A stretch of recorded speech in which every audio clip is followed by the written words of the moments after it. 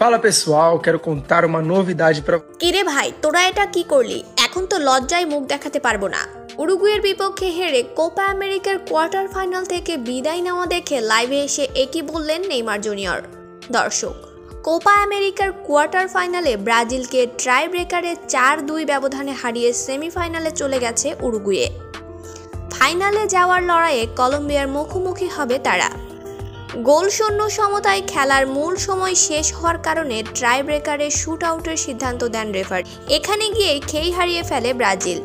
প্রথম 3 শুটের 2টি মিস করে ব্রাজিলিয়ানরা।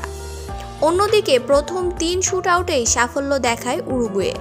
চতুর্থ শুট উরুগুয়ে মিস করলেও পঞ্চম শুট উরুগুয়ের জয় নিশ্চিত করে ম্যানুয়েল উগার্তে।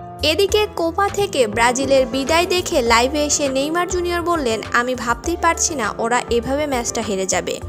তোদের এই ম্যাচটা জেতা উচিত ছিল, তোরা তো আমাদের মান সম্মান নষ্ট করে ফেললি।